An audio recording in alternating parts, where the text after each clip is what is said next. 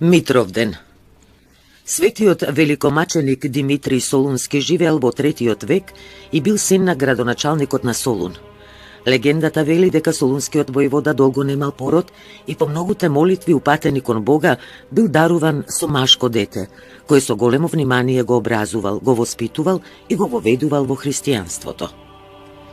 По смртта на татко му Димитрија бил именуван од царот за градоначалник на Солун и бил советуван да биде немилосрден спрема христијаните, да ги убива и прогонува секаде каде што ќе ги сретне. Но Димитрија првин тајно, а потоа јавно ги подучувал христијаните како да се чуваат од лошите пагани и да не се откажуваат од Христа, дури и по цена на животот. За ваквата дејност на Димитрија разбрал и царот Максимијан. Затоа наредил веднаш да биде затворен. Димитрија, знаејќи што го чека, сиот свој имот му го оставил на некој пријател по име Луп, да им го раздели на сиромасите. Во тоа време во Солун имало амфитеатар во кој се изведувале гладиаторски борби. Луѓето се бореле меѓусебно до смрт, или во арената, или биле фрлани на крвожедните зверови. Особено страдале измачените христијани, кои биле убивани од гладиаторите или раскинувани од зверовите на очиглед и одобрување од преполниот амфитеатар. Меѓу гладиаторите со својата суровост посебно се истакнувал и му бил мил на царот некој со име Лий, кој ги измачувал христијаните до смрт, а потоа ги убивал или ги фрлал на зверовите.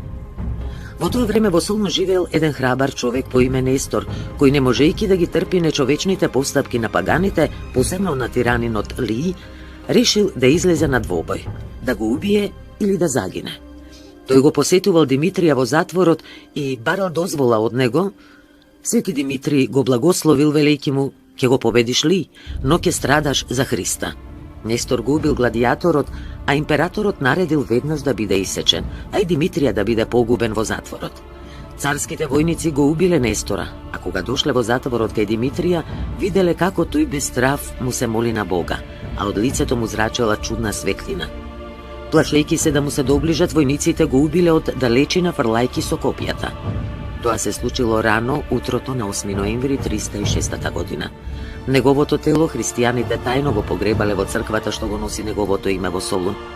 За време на животот Димитрија бил војвода на Солун и негов заштитник, но и по смртта тој останал заштитник на Солун, зашто ги одбивал непријателите, направил многу чуда, ги исцелувал болните, ги застапувал пред Бога сите што ќе побарале неговата помош. На иконата Свети Димитрија е представен во војводска облека на конј и со копие убива човек кој е под копитата на конјот.